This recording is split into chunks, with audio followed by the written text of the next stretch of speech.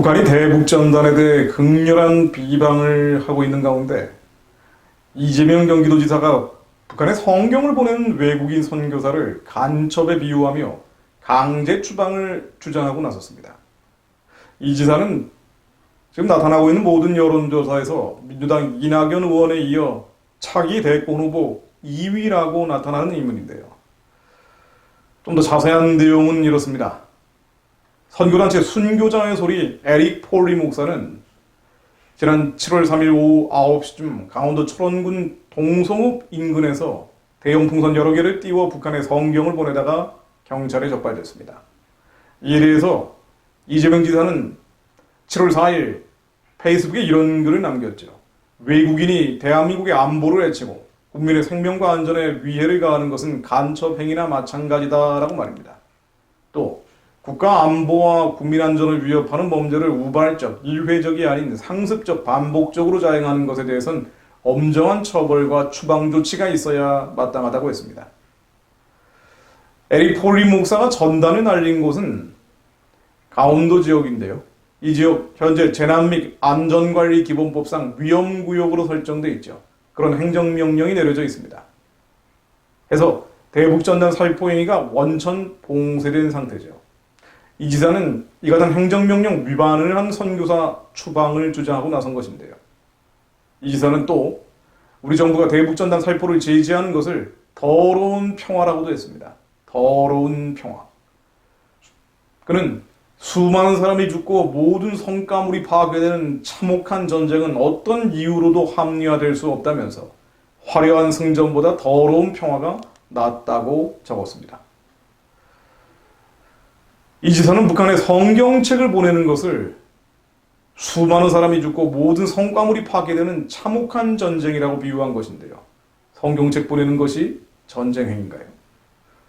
표현의 자유, 신앙의 자유, 선교의 자유의 억압이 참혹한 전쟁을 막기 위한 것이라는 요지죠. 그나마 이 지사가 한 말 중에 수긍이 가는 대목은 더러운 평화라는 대목입니다. 그렇습니다. 사악한 김정은 정권의 부당한 요구를 받아들이는 것은 더러운 일이죠. 70여 년간 한반도의 평화가 어떻게 유지되어 왔습니까? 어떻게 전쟁이 막아졌습니까? 김일성, 김정일, 김정은 일가의 요구를 들어줬기 때문에 평화가 유지된 게 아니죠. 그것이 전쟁을 막았던 것이 아닙니다. 철통 같은 안보의식으로 무장한 대한민국 국군이 있었기 때문이고요. 또 세계 군사력 1위의 미국과 동맹을 맺었기 때문입니다. 이러한 단순한 사실, 통계를 무시하는 발언이죠. 김정은의 요구를 들어줘서 지금까지 평화가 유지된 게 아닌데도 불구하고 마치 김정은 요구를 들어주지 않으면 평화가 깨질 것처럼 이야기하는 것이죠. 이런 것을 평화라고 불러야 한다면 앞으로는 어떻게 해야 합니까? 돈과 쌀과 비료를 내줘야 하고요. 그들이 원하는 사람도 내줘야 할지도 모르죠.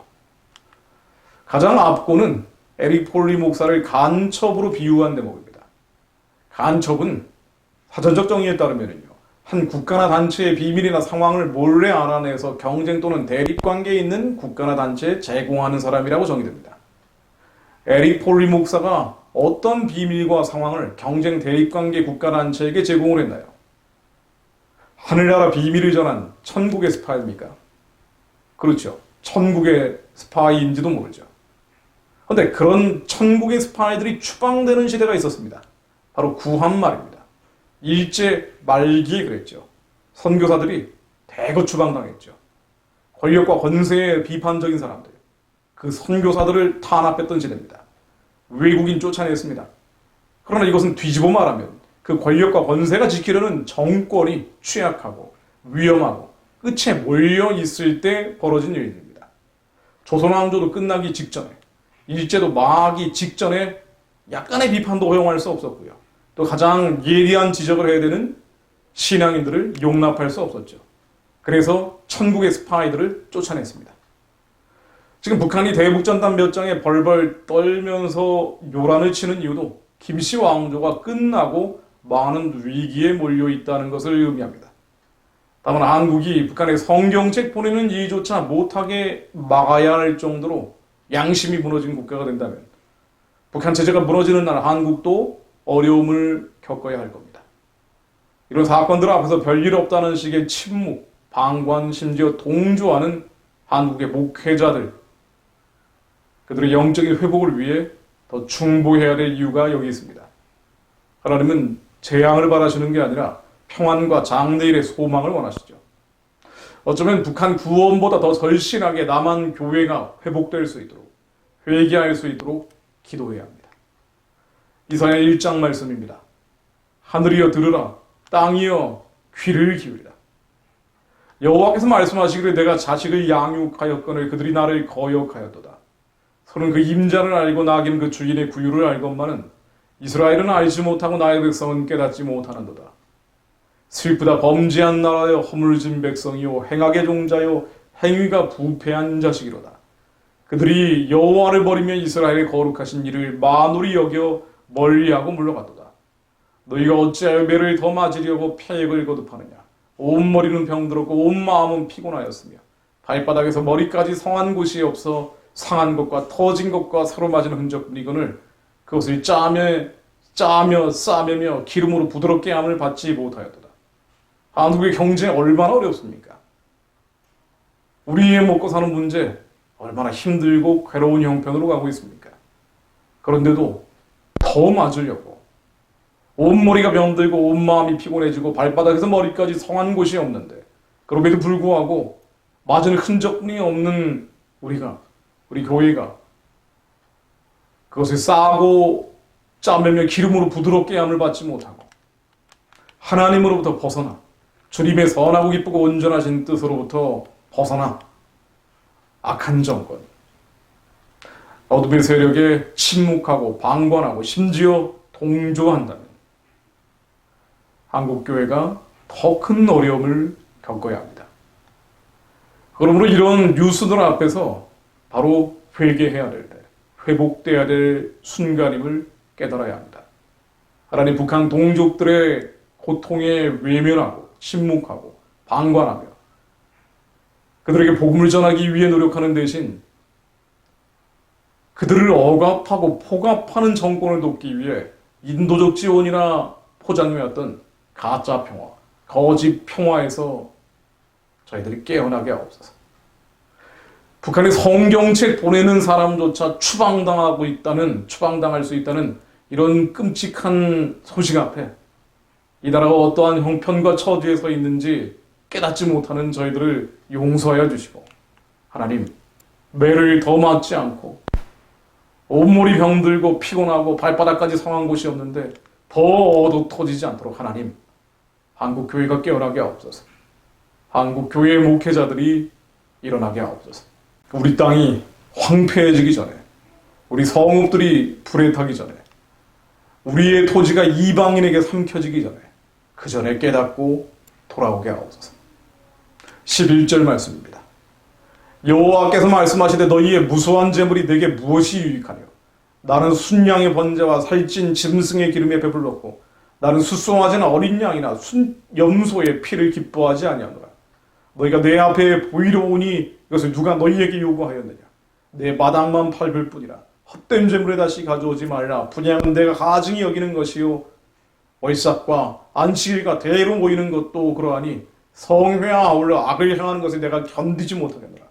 성회와 더불어 악을 행하는 것을 견디지 못하겠노라. 하나님, 우리가 믿는다 하면서, 하나님을 안다 하면서, 예수님을 안다 하면서, 성령님을 안다 하면서 하나님의 뜻을 이루지 않았던 것, 우리의 정욕과 탐심을 구하며 하나님을 찾았을 뿐 하나님의 마음 안에 들어가지 못하였던 모든 우상 숭배를 십자가에 못 박습니다. 우리의 죄를 용서해 주시고 제물을 주님께 바쳤으나 순양의 번제와 살찐 짐승의 기름을 바쳤으나 그 안에 진정이 없었고 우리의 심장을 주님께 드리지 못했던 죄를 용서해 주옵소서. 이 가짜 신앙, 죽음 믿음, 거짓 종교가 십자가에 못 박히게 하시고 오직 예수 그리스도만을 따라가며 자기를 부인하고 십자가를 지는 백성으로 주님의 선하고 기쁘고 온전하신 뜻을 이루기 위해 신앙생활하는 자들로 일어서게 하옵소서. 주님의 선하고 기쁘고 온전하신 뜻을 분별하게 하시고 그것을 순종하는 마음을 우리에게 허락해 주옵소서. 하나님의 마음에 순종하는 자들이 일어나게 하옵소서. 여호와께서 말씀하시되 오라 우리가 서로 변론하자. 너희의 죄가 추홍 같을지라도 눈과 같이 희어질 것이요 진홍같이 붉을지라도 양털같이 희게 되리라 하신 주님의 말씀을 믿습니다. 하나님, 예수 그리스도 보배로운 피로 우리의 겉사람에 있는 모든 정욕과 탐심들이 깨어지게 하시고 깨끗게 하시어 우리 심령 가운데 하나님이 주시는 주님의 기쁘신 뜻을 이루어드리는 자들로 한국교회와 한국교회 성도들이 목자들이 회복되게 하옵소서. 그런 이들이 더 일어나게 하시어 우리의 남은 일생 그것이 하루건 열흘이건 1년이건 이 세상 것을 더 채우기 위해 사는 것이 아니라 썩어 없어질 것들을 구하며 사는 것이 아니라 하나님의 뜻을 이루기 위해 살아가는 자들로 거듭나게 하옵소서. 저희들이 먼저 그런 자들이 되게 하옵소서. 예수 그리스도 이름으로 기도했습니다. 아멘.